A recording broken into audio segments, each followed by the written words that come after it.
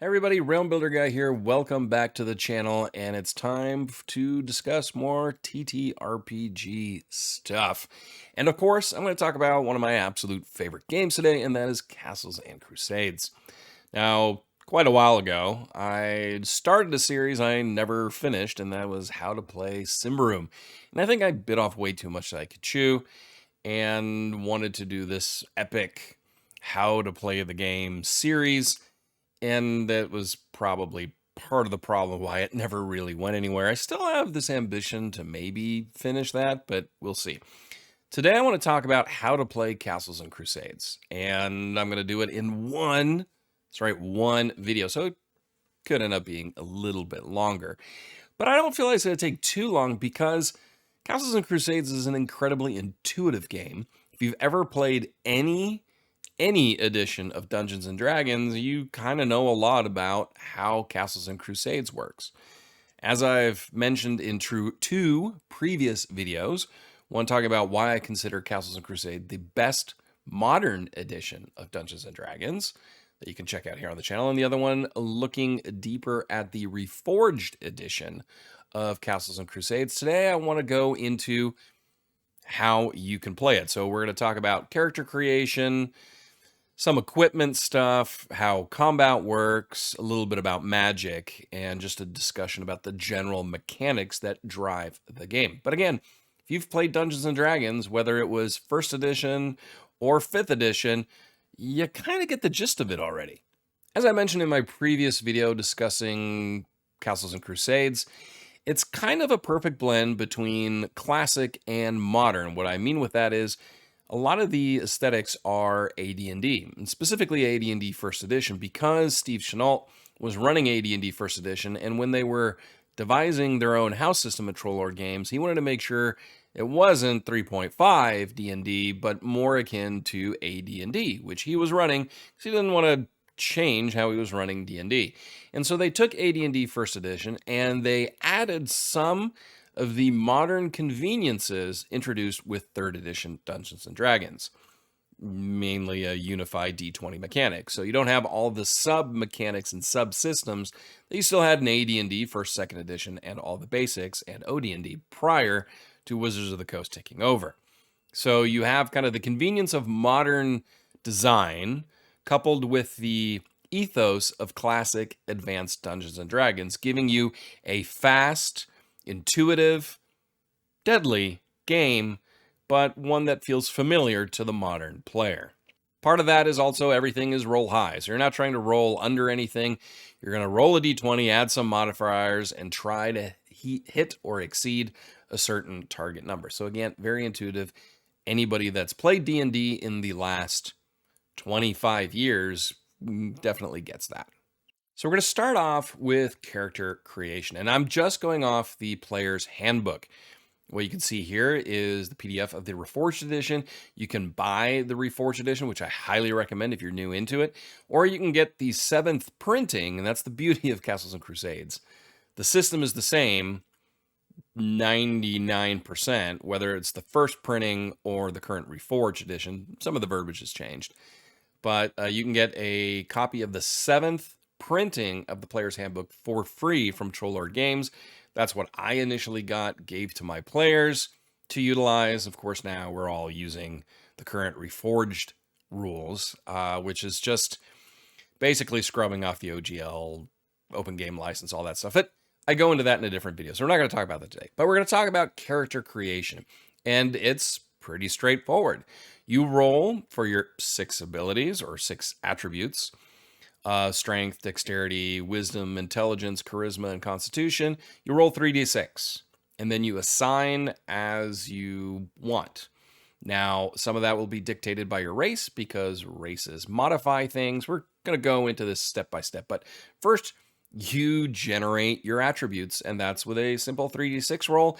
Yes, you will get some lower attributes, but in my latest Castles and Crusades Realms of Yore campaign, which is a setting that I'm working on and publishing, we actually have one player character with 2 17s. I think there's an 18 in there as well, which then turned into a 19 because she's an elf. And so, yeah, pretty powerful. And then there are, of course, those that have like a 7 or 8 somewhere because it can happen, but it makes the character breathe and more believable, in my opinion. It's a little scales down that power curve a little bit. But again, character creation, super simple. Roll 3d6. Then you have your 6 attribute scores. If it's super bad, you know, any castle keeper worth their salt is going to say, fine, you can re-roll. But overall, I probably would just have you keep it. We'll do an average score, kind of see where you are.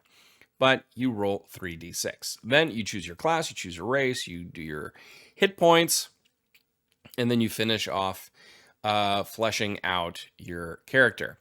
Now, there are, of course, strength, dexterity, constitution are your physical attributes. Your mental attributes are intelligence, wisdom, and charisma. Modifiers are pretty straightforward.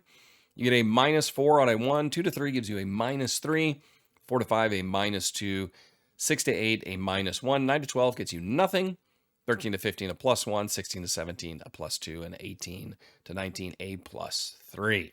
As far as classes go, we have barbarians, bards, clerics, druids, fighters, illusionists, knights, monks, paladins, rangers, rogues, and wizards to choose from. So yeah, you can definitely see AD&D in there because you've got the cavalier and the knight, you have the barbarian, you have the illusionist you find in AD&D first edition, you have bards, which it's more a second edition thing. They existed in AD&D first edition, but they weren't really that great. You have monks, you have paladins, rangers, wizards, and you can see that the word thief has been replaced with rogues now. That's third edition. I prefer thief. You also have assassins as an extra class that you could throw in there. And then, of course, there's multi-classing and class and a half as well. Your classes will determine your hit points, your primary attributes, your bonus to hit, weapons and armor they can use, the abilities they have, and the experience point progression. Every class progresses differently, whether it's your bonus to hit or it's your experience points. So that means your levels progress at different rates, which, in my opinion, is superior design. Especially if you're playing more classic style, which this is. Now, we talked about your attributes a little bit more. You've got primary and secondary. This goes into the siege engine, the mechanics that drive Castles and Crusades. And I'll talk about that a little bit later, but suffice to say, they're very important when you pick your primary and secondary. Now, one primary attribute will be dictated by your class. So that'll already say, well, you are this class, so you're a fighter. Strength is a primary attribute. If you play a human, you get to pick 2 additional primary attributes. If you are a non-human, only 1. So there you can see the advantage of playing a human over a so-called demi-human. So if we take a look at the bard here, you can see you've got your primary or your prime attribute as charisma. So you're going to pick that one. Then you have your hit points. It's a D10, kind of a beefy bard. The disposition, your alignment. Some dictate your alignment depending on what you're going to be playing. The weapons that they are capable of using, the armor they're capable of wearing, and their different abilities. Now you can see here, it shows you what will be checked. So decipher script is intelligence, exalt legend lore, or charisma. We do this with a siege check. So if I were a bard and I were a human, I would definitely go with, well, you have to do charisma as a prime. I would do intelligence as a second prime, and then pick what I wanted. Primary attributes will also dictate, as well as secondary, how good you are at your different saving throws. The saving throws in Castles and Crusades are not like in AD&D, where it's category specific, or in 3rd edition, where it's fortitude, reflex, so on. No, these are tied to your attributes. So you have a constitution save, a dexterity save, strength save, something you are familiar with if you've played D&D 5th edition. The next thing you can see here in the progression chart, you can see the different levels, the experience points needed. You can see it tops out at 12, though that's not quite right. I'll show you that in a second. And your bonus to hit progression here. Now, the bard, the reason why I stopped at the bard, because the bard is a little bit different in Castles and Crusades, at least in the player's handbook. The Adventurer's Backpack gives you a different version of the bard. This bard doesn't cast spells. He is more a warrior, more a scholar, so a little bit more let's call it Nordic Skald rather than Bon Jovi, who can cast spells. That's in the Adventurer's Backpack. By the way, there's a new version of the Adventurer's Backpack coming out relatively soon from Trollor Games, so keep an eye out for that. Now let's talk about race. So when you pick your class, you pick your race. Your race gives you certain abilities as well. So you can see here in a dwarf, they have this list of languages. So common, dwarven, gnome, goblinoid, halfling, elven, ogrish, giant, and troll. Plus your intelligence can give you additional ones. Their size is small. Their movement is 20 feet. Typical classes are fighter, rogue, barbarian, cleric, bard. Of course, you can do whatever you want. Some of it is dependent upon the setting. I do limit the classes that these demi-humans can play. Your attribute modifier, so they get a +1 to Constitution, a -1 to Dexterity, as it should be, making races specific. Then they have class modifiers, so you have modifiers here to say +2 to find traps in structures only. They also have resistance to fear, resistance to poison, stonecraft, which is a wisdom check, enmity, goblins, and orcs. So there are different, let's call it abilities that are keyed to your race that form your character.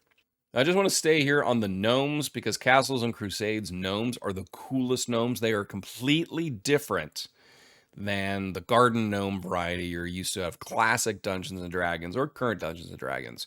I'm not going to go into too much detail here. Suffice it to say, they're really cool in C&C and actually worth playing and worth adding and being different than halflings and dwarves rather than what feels kind of like an amalgamation of both.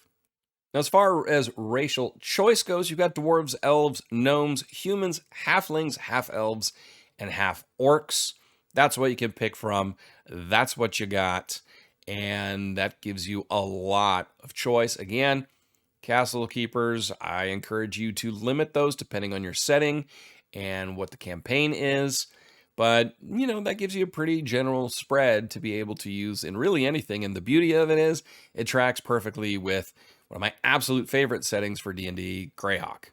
So now that we've talked a little bit about the beginnings, you know, rolling your attributes as well as picking your race and class, we have to talk about the mechanics that are behind it all. So you can see there was an intelligence check where I talked about saving throws. This is all part of the siege engine. Now your prime attribute determines, or your attribute, whether prime or secondary, determines the base, the challenge base. So the minimum target number you need to roll on a d20. If it's a prime, then the target number is at least, the challenge base is a 12. If it's a secondary, it's an 18. Now, that gets modified or adjusted by a challenge level. So if it's a saving throw, Constitution saving throw, say you have prime in Constitution, so your challenge level is a 12. You need to make a saving throw against a spell cast by a 3rd level wizard. So now your challenge level is a 3. So 12 plus 3 is a 15. You need to roll a 15 or higher. Super fast, super intuitive. Of course, if it was secondary, that number goes from a 12 base to an 18 base, plus 3, you need to roll a 21 or higher. A lot harder. However, there are certain things that change this.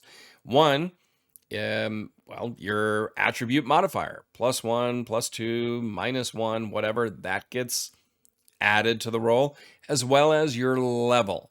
So if you're level 4, you're more likely to achieve success than at level 1, which makes sense.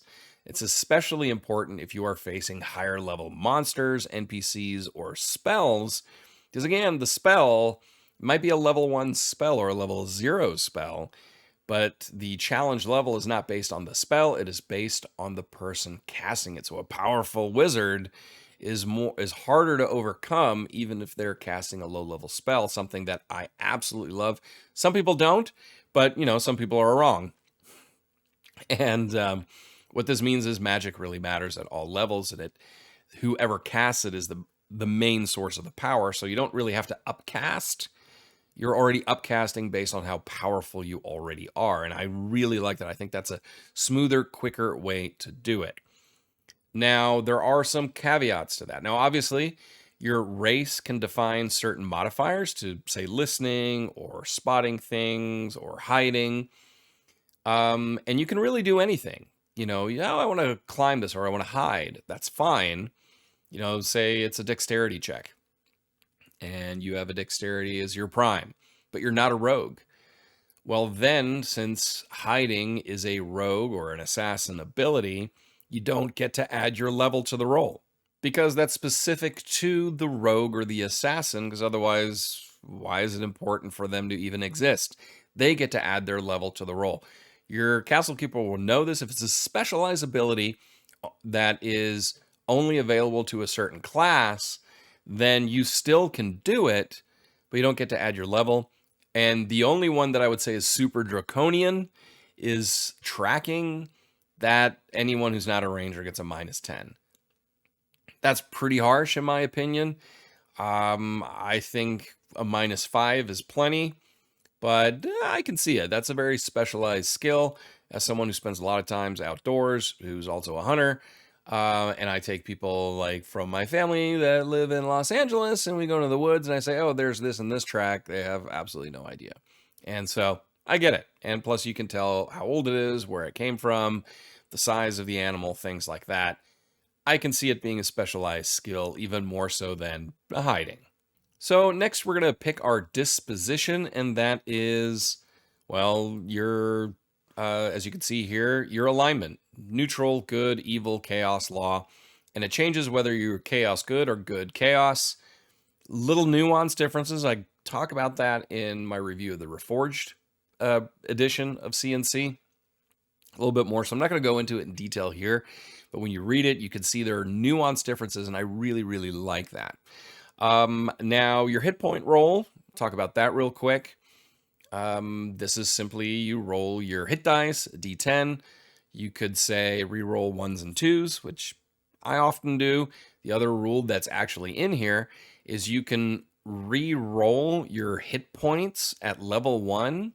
You can do it at any level, but at level 1 specifically, a number of times equal to your constitution modifier. So if you have a +1, you get 1 re-roll, +2, you get 2, +3, you get 3 re-rolls till you get the hit points you want. I really like that little change. I tend to let people re-roll 1s just because we've all played a level 1 hit point wizard before, and it's kind of rough. Moving on to equipping your character. First, I want to talk a little bit about armor class. Armor class is very, well, standard. You have a 10 plus your dexterity modifier plus the armor you're wearing. So, yeah, that's kind of the way it is. It's easy, it's simple, it's straightforward. Your starting coin depends on your class. So a fighter or a ranger gets 3d8 times 10. Wizard illusionist gets 1d10 times 10. A knight or a paladin 64 times 10. It kind of adjusts it to your class, which I really, really like. Of course, you have the old school method of 3d6 times 10, but I like this defining it by class. Now, one thing that CNC has a lot of, it's a lot of gear, and I love gear. I'm a gear junkie. I love big, long gear lists with a lot of different modifiers in there. If we look here at helms, helms give an armor class modifier, but it's only if you get struck on the head. Now, the new Adventurer's Armory book, which if you're interested in, I can review that as well. That changes that a little bit. But in your armor, you get everything from padded armor down to a Greek ensemble. You can see your armor class bonus goes from a +1 all the way to a +8. Helm, your shields will dictate, it's always a +1 unless it's a pavis or pavis. But it'll dictate against how many opponents in a round you can apply the shield. So a small shield or a buckler, you can't utilize against as many opponents as a large shield or a medium shield. Weapons, there are a lot of weapons in CNC, and they all do slightly different things, which I really, really like. They're classified a little bit different. So you have your axes. You don't have battle axe and then somewhere else a piercing axe or a hand axe. It's all axe, and then it's broken down from there. One of my favorite ones up here, the Bec de Corbin. Fantastic, and my players have found out what that does. But again, more and more weapons, missile weapons as well, different ranges. These are your maximum ranges. And then your general equipment here, bandages as well, very important. We'll get into combat and the nuances there in a minute. But one thing I want to show here are, you can see this as EV and cap. So this is the capacity, this is the encumbrance value. Now the way they do encumbrance in CNC is so simple. I can't believe it hasn't been figured out by Wizards of the Coast. So your encumbrance rating, this is how much encumbrance value you can carry, is equal to your strength score. If strength or constitution is a prime attribute, you get a +3 to your encumbrance rating. If strength and constitution are a prime, then you get a +6. Items all have an encumbrance value. 1 EV takes up 1 ER. And your gear capacity value, like in a backpack, is the number of items up to that number of EV it can hold within reason. So if we look at a backpack, a capacity of 8, so anything with encumbrance value up to 8 can be held in there. But of course, it's within reason. I house rule this a little bit. I say this is how much encumbrance value a backpack can hold. So, but again, you can just chuck it full and say, oh, bedroll, that's 3, that can go in there. A chain, 20 feet of chain, encumbrance value of 12. Yep, that cannot go into your backpack. Firewood, 8. That doesn't go in there. A small chest. In theory, it says you could, but this is where, the castle keeper kind of has to make the call. It's a very simple, elegant, quick solution to encumbrance. Now, what encumbrance does do, the effects are very simple. If you are up to your encumbrance rating, there's no effect. If you are burdened, so 1 to 3 times, your movement rate gets cut by 10 feet, and your challenge level to all dex-based checks goes up by 2. If you're overburdened, which is more than 3 times your encumbrance rating, your movement is reduced all the way to 5. You fail all dex-based checks and lose any dex bonus to your armor class. Now let's talk a little bit about magic. Magic is pretty straightforward in Castles and Crusades. It's Vancian AD&D magic. So your class dictates how many spells you can memorize per day and of which level, and that's what you got.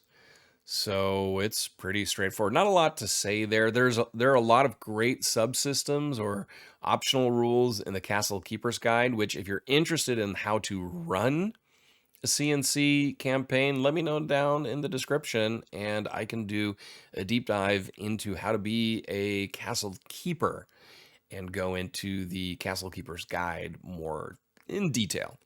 Now, one thing you'll notice here, if I look at the spell list, you've got 0 level spells, so essentially they're not cantrips, they are level 0 spells, as you saw in 3rd edition D&D, but it's not a cantrip. It's not like in 5th edition where you can just spam any of these. You can see light is a level 0 spell, but at level 1, a wizard can cast 4 level 0 spells, and they have to prepare light as one of them. I also make my wizards and illusionists roll for their starting spells that are in their spell book. But of course, clerics have access to all magic and everything that's there, but they still have to prepare. If they've only prepared light once and they cast it, they can't cast light again. So maybe they prepare it more than once. So one thing I want to talk about really briefly about how to run the game, just a little bit here, is the notion of attribute checks in lieu of skills. As you can tell, there are no skills and no feats in Castles and Crusades. Now, the CKG, the Castle Keeper's Guide, adds that you can add that to the game, but I say it runs better without it. And honestly, if you want to run and play Castles and Crusades, all you really need is the Player's Handbook and the Monster and Treasure book. You don't need the Castle Keeper's Guide. I recommend it, highly recommend it, but you don't need it. And the way attribute checks go is kind of what I told you. Is it a primary or a secondary? Then you already know what at least you need to roll. If you're a Castle Keeper, you know what the at least base is, and then you adjust it based on the challenge level they are facing. Is it determined by, say, your opponent, whether it's a monster, so the monster level, or the level of the NPC, or the level of a trap, or the level of a poison? That'll determine then the final challenge class, the final target number that needs to be hit or exceeded on a d20 roll. It's super intuitive, it's super fast. Unlike a game like Pathfinder 2nd Edition that does actually do that very similarly, because again, the DNA comes from 3rd edition D&D. There, every possible edge case gets nuanced to death. In Castles and Crusades, you have way more flexibility with that. The other thing I recommend is, and this is just a general thing that I believe you should do, and this is why I don't really like skills in my D&D overall, even though I have games with skills and I love them.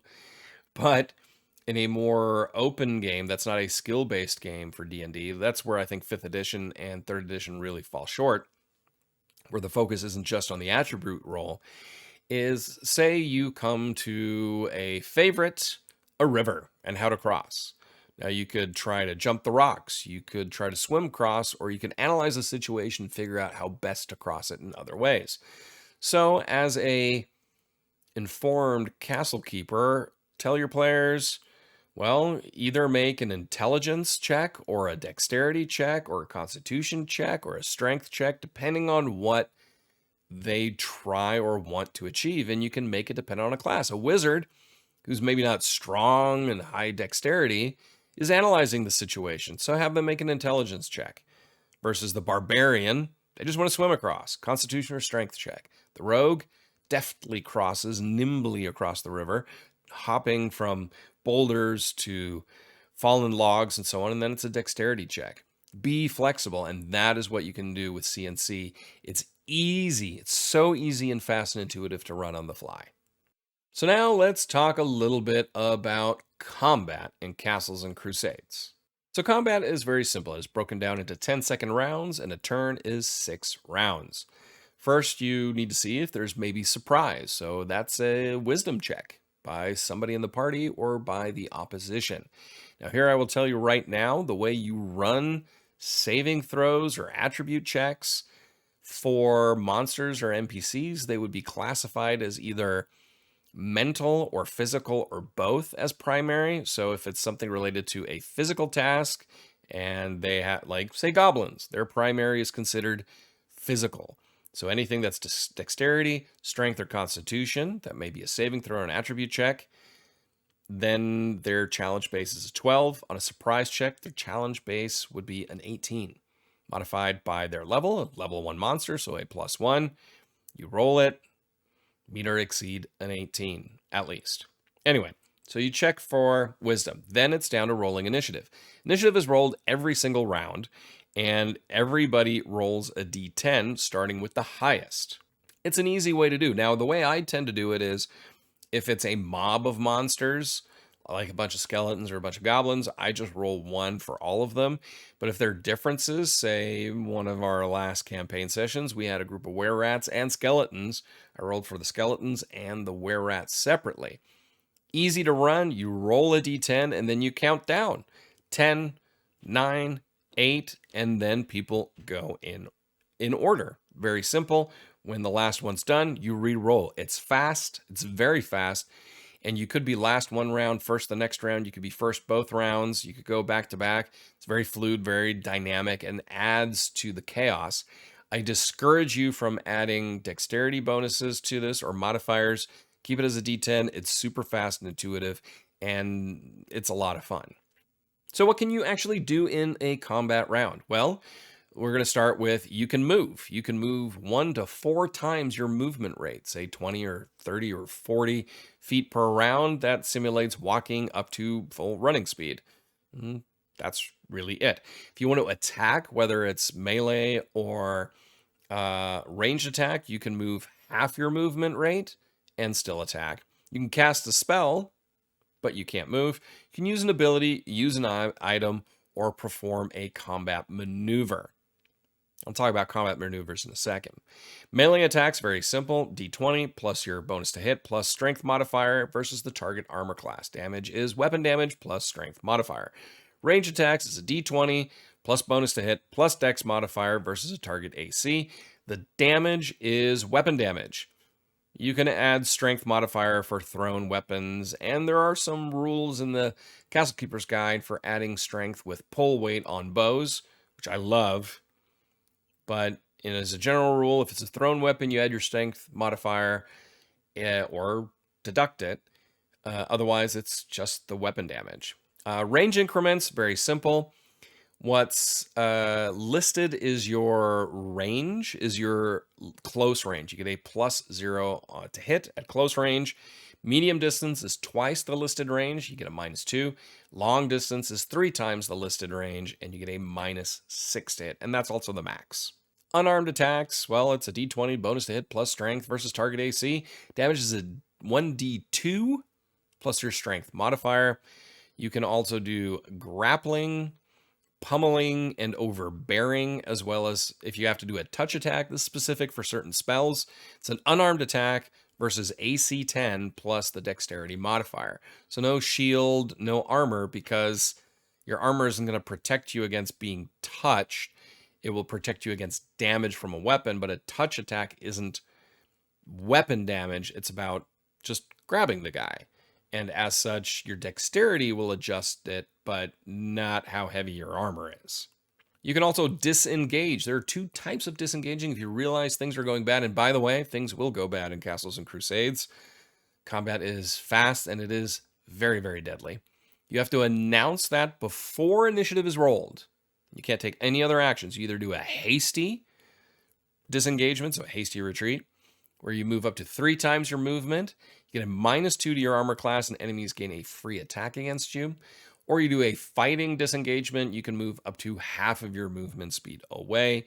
No attack of opportunity, so to speak. Criticals, a 20 is a hit, a 1 is a miss. The Castle Keeper's Guide has a lot of cool, fun, optional versions for crit hits and crit fails. Not going to go into that now, but you can kind of do whatever you want there. Combat maneuvers. All right, you've got a whole bunch of combat maneuvers that you can go through in CNC in combat. You have a called shot. Hard to pull off. You get a -8 to hit, but it doubles your damage. You can charge, but you need to announce before your initiative. You need to be a minimum of 1 times your full movement away, and at most 4 times. So you need to be at least 30 to 20 feet away, depending on your race. And it must be in a straight line. You get a +2 to damage, a -4 to your armor class, and it is negated if you are hit before reaching a target. So that's why you have to declare this before rolling initiative. Close support fire, so shooting into melee. Strikes an ally if you roll a 1, 2, 3, or 4. So that's dangerous. You can try to disarm your opponent. So you're the AC 18 plus defender level. Then they are disarmed. You can dodge, evade, or parry. You have to announce that before initiative because you can't do anything else. That increases your armor class versus a set number of opponents, 3 or 1. Flank attacks give you a +1 to hit. Offensive focus, again, announced before initiative. Your AC drops by 6, but you get a +3 to hit. You can push people. A rear attack gets a +2 to hit, but it doesn't stack with other abilities. Rogues get their usual backstab thing, so a +4 in there. You can receive a charge, so ground, a spear, polearm, doubles the damage. You can do a shield blow, -6 to hit. Damage is listed depending on the shield. Defender has to make a constitution save or is stunned. You can form a shield wall, so 4+ defenders can lock shields. Gives you a bonus to armor class and strength-based checks. You can try to trip someone. 2-weapon fighting as well. So those are some of your combat maneuvers you can perform. Now, I'm not going to tell you every single modifier for that.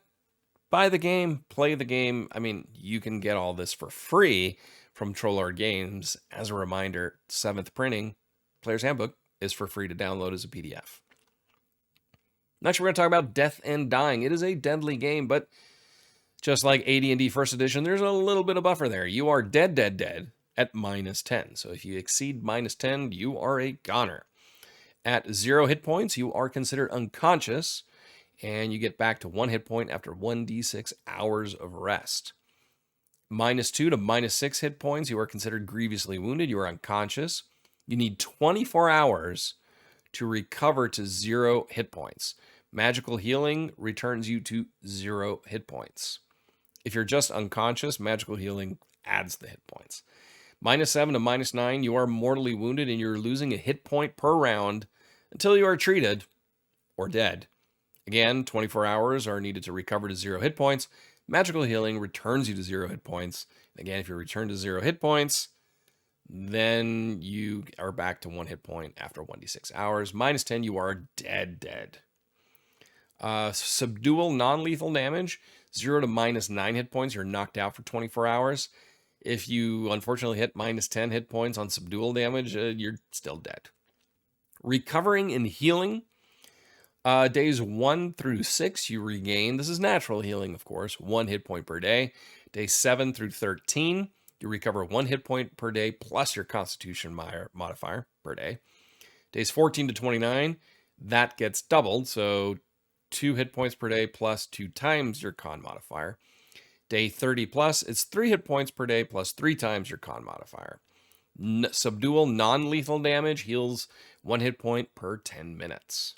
Now, bandages can add healing, but that's in the adventurer's backpack. But what I'll tell you there, what I tend to do, bandages with dressing applied within 4 rounds heal 1d2 hit points, and making a successful primary attribute check heals an additional 1 hit point. If you don't have dressing, it just heals 1 hit point. That's how I do it. There are some situational modifiers that you have to keep in mind. For instance, if a defender is prone or blind, it's a +5 to hit. If they're prone and defenseless, it's a +10 to hit. I tend to auto hit them. If they are at lower elevation, it's a +2. If the defender is stunned or cowering, it's a +1, +2. Defender invisible is -10, or attacker's blind. Attacker from a mount or unstable platform is a -2. And then you have concealment here. If someone is concealed, light fog or dense fog or near darkness, as well as completely concealed from -2 to -10. Cover adds to your armor class. So you look at half cover, it's +4, full cover, +10. Just so you know, aside from weapon damage, there's also damage from falling, the usual 1d6 per 10 feet. But you can also have acid, flammable gel, flammable liquid, gas, holy water damage.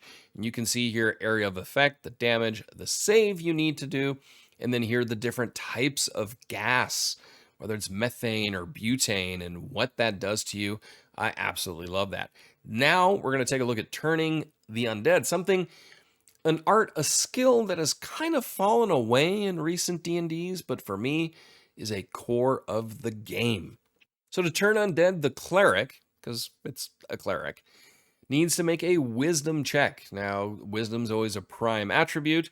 The challenge level is the target's level. So if it's level 1 undead, then your challenge level is a +1, so you need to roll a 13 or higher.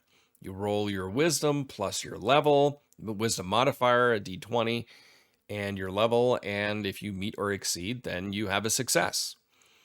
Success equals turning 1d12 common, 1d6 extraordinary, or 1 unique undead plus your charisma modifier. Not wisdom, your charisma modifier, because it is your presence that will also amplify the turning. So maybe if you're going to be a cleric, you may, well, it's not a primary check, but charisma, rather important. So if you're going to be a cleric, look at wisdom and charisma as key attributes where you want the highest modifiers, and then probably constitution after that. So anyway, getting back to turning undead, they flee at full movement rate for 10 rounds, or cower if they can't move, +2 to hit cowering undead. If the cleric that turned them gets within 10 feet, the turning is broken.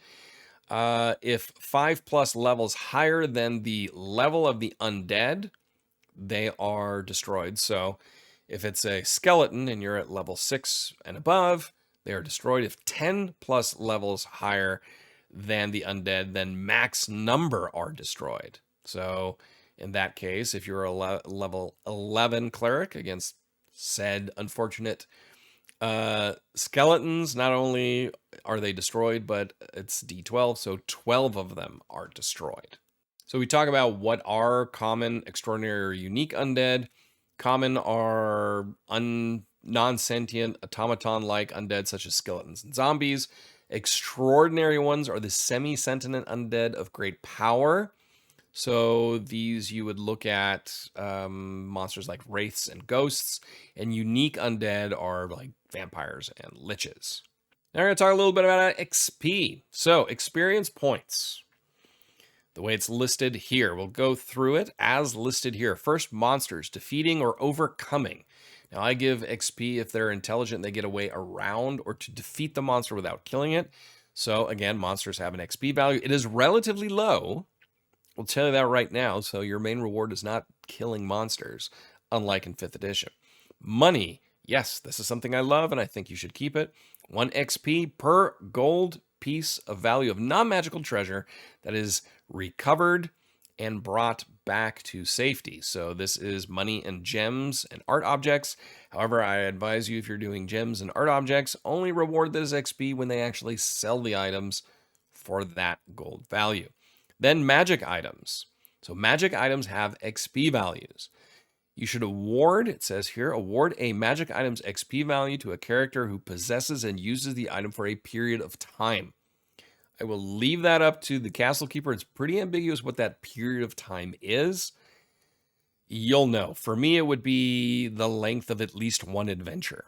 Not a session, but an adventure. Like they really need to spend time with this thing. And then you give them that XP, and it can be a pretty hefty sum of experience. Then story, you can add some XP for story beats, good ideas and stuff like that, anywhere from maybe 50 to 200 XP there. Same with role playing. You can add some there as well. It says here 25 to 250. Now, as far as gaining levels goes, unlike in AD&D where it costs money to level up, or 2nd edition of AD&D as well, here it doesn't cost money, but it costs time. So you have to spend a number of weeks in downtime equal to your new level. So if you are going from level 2 to level 3, that's 3 weeks of chill time. And since not everybody levels at the same rate, that means you have to build in some factors of downtime where players can do other things, like maybe creating scrolls or researching things or general training, buying new things, developing contacts with people. I will leave that up to you. Become creative with downtime usage because it's key here. And I love this kind of mechanic because it advances the in-world time. It forces the players or the player characters to take a breather, and not like in these adventure path linear campaigns, if you want to call them that you get from Wizards of the Coast or Paizo, where you're just boom, boom, boom, boom, boom, boom, boom, climbing through there, and basically in a real world scenario, if it's game time, it's in the game world, it maybe within a month they go from level 1 to level 20. No. That is simply impossible in Castles and Crusades, and I love that. It allows the world to breathe and move, and the players to make important decisions.